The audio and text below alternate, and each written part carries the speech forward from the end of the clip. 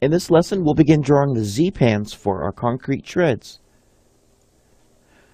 Alright, so let's put some finishing touches on our stringers here. I'm going to go ahead and continue this line on across to where it attaches to the landing. And to do that, I'm going to use a line, and I'm just going to go across the distance of a normal tread there. In our case, it's 12 inches.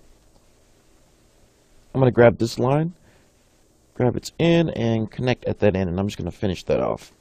So now all we need to do is get our Z-pans in place. So as I mentioned earlier, what we drew was basically a guide that's going to help us pinpoint the exact placement of the blocks that we're going to use. So what I did was I created some blocks earlier of our pans or Z-pans that are actually going to go in here. So I'm going to go to Insert, and I'm going to go ahead and bring those in. And these will be located in your project files as well. So what we'll do is we'll go down to my drop down, and we'll go to Browse really quick, see if we can't find my pan. And I don't want a perfect rotation point. Don't want to specify, I always want it to be on 0.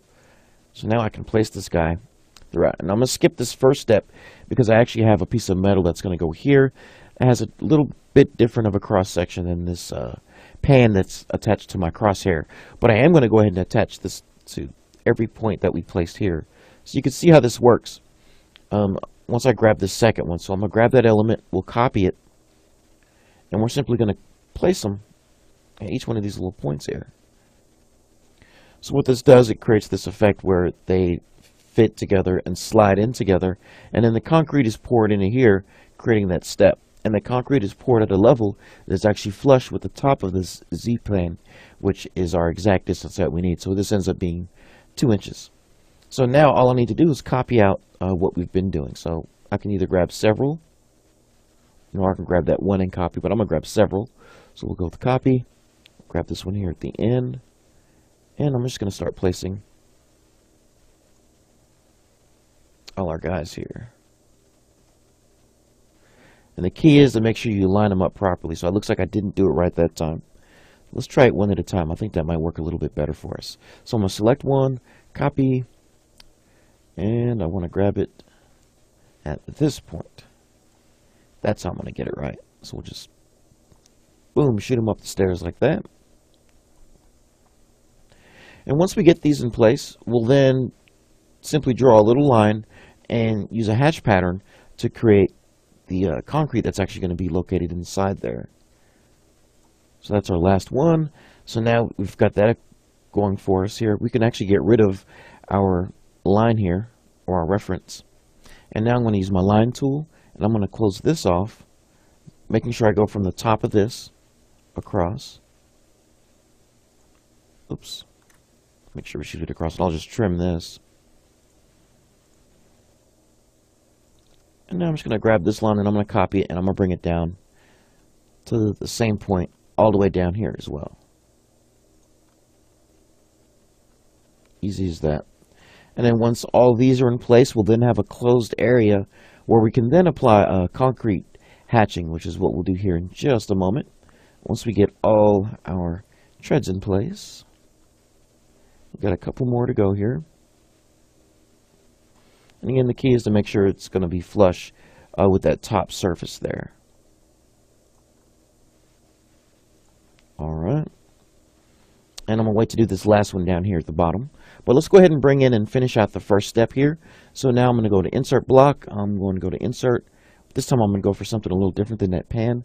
We'll go with the first step.